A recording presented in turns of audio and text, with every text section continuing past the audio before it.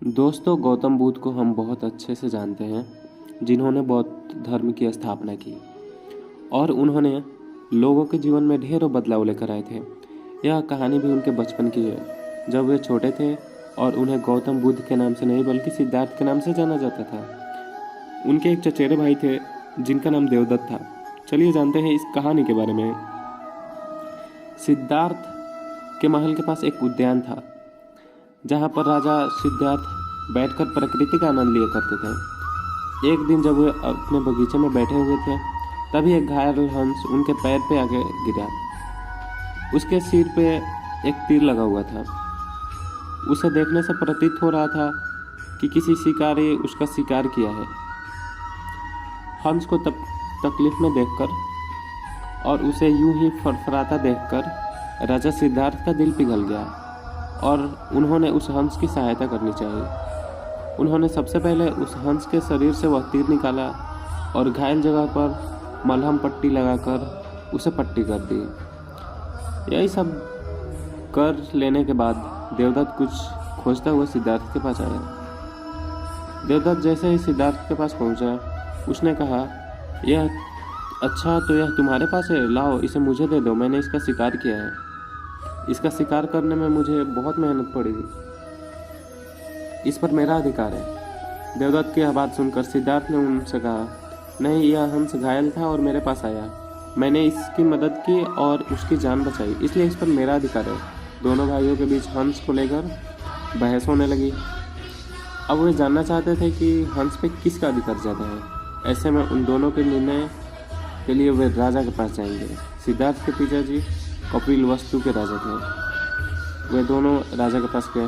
राजा के पास पहुंचते ही देवदत्त ने सबसे पहले कहा, महाराज, इस हंस पर सबसे ज़्यादा अधिकार मेरा है, क्योंकि मैंने इसका शिकार किया है। इस वजह से आप सिद्धार्थ से कहिए कि यह हंस मुझे दे दे।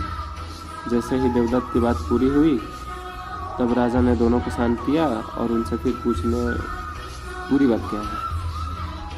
ऐसे में सिद्धार्थ ने राजा को पूरी बात बताई और उनसे बोला, पिताजी, बात यह है कि इस हंस का शिकार देवदत्त ने किया था, लेकिन यह हंस घायल होकर मेरे कदमों के पास आकर गिरा। इसे घायल देखकर मैंने इसका इलाज किया और इसे ठीक किया। अब आप ही बताइए, इस पर सबसे ज़्यादा अधिकार किसका है। राजा ने इस मामले पर ठंडे मन से विचार किया। विचार लेने के बाद उन्होंने सभा में एक बड़ी बात कही और बात यह थी कि मारने वाले से ज़्यादा बचाने वाला का अधिकार सबसे ज़्यादा होता है। इसलिए इस हंस पर सबसे ज़्यादा अधिकार सिर्फ और सिर्फ सिद्धार्थ का है, क्योंकि उसने इस हंस को मारा नहीं, बल्कि उसे घायल देखकर उसका इलाज किया और उसकी जान बचाई। राजा के ऐसे कह लेने के बाद देवदत्त को बात अच्छे से समझ में आ गई। वह भी जान चुका था कि मारने वाले से ज़्यादा बचाने वाले का अधिकार सबसे ज़्यादा होता है। तो गाइस, इस कहानी से हमें क्या सीख मिलती है? इस कहानी से हमें यह समझ में आता है कि मारने वाले से ज़्यादा अधिकार बचाने वाला का होता है और उसका अधिकार भी मारने वाले से ज़्यादा होता है। इसलिए हमें भी दूसरों की मदद करनी चाहिए और परेशान लोगों की सहायता करना चाहिए, क्योंकि मारने वाले से ज़्यादा बचाने वाला बड़ा होता है। ऐसा करने से हम अपने आसपास के समाज को अच्छा और बेहतर बनाते हैं। एक अच्छा समाज ही एक अच्छे देश की पहचान होती है दोस्तों। इसलिए आप भी आज से प्रण लीजिए कि आप भी दूसरों की सहायता करेंगे।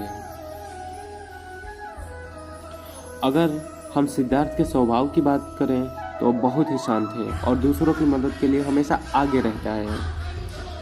उन्होंने हंस को तकलीफ में देखा तो उनकी मदद करने के लिए तुरंत उठ पड़े। इसे यह बात पता चलती है कि सिद्धार्थ को दूसरों की तकलीफ में देखकर खुद को भी तकलीफ होती है।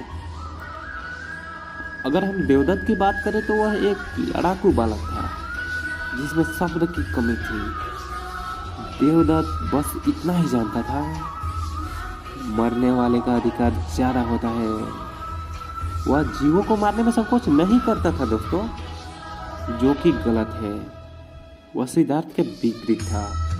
तो दोस्तों आज का कहानी यही था कि मारने वाले से ज़्यादा और सबसे ज़्यादा सिर्फ और सिर्फ अधिकार होता है बचाने वाला का।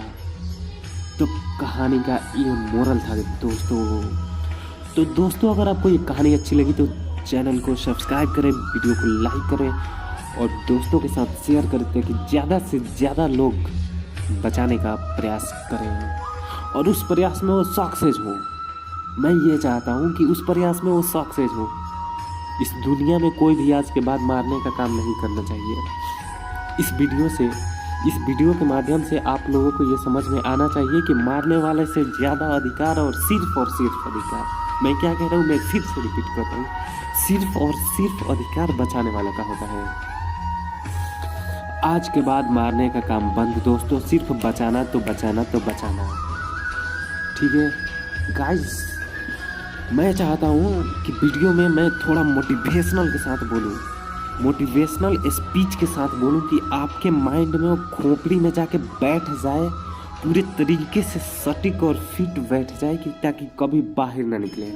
और वो जब बाहर निकले तब निकले जब हम यहाँ से धरती से उठ जाए। उसके पहले हमारे दिमाग में वो चीज़ फिट बैठना चाहिए। और मैं एक चीज़ की गारंटी देता हूँ दोस्तों, अगर आप मेरी कहानी और मेरे बताए हुए ये विचारों पे अगर चलते हो तो आप एक दिन बहुत महान बनोगे। उतना महान बनोगे जितना खुद मैं नहीं बन सकता हूँ, क्योंकि मैं सिर्फ आपको क्वांटिटी प्रोवाइड कर रहा हूँ।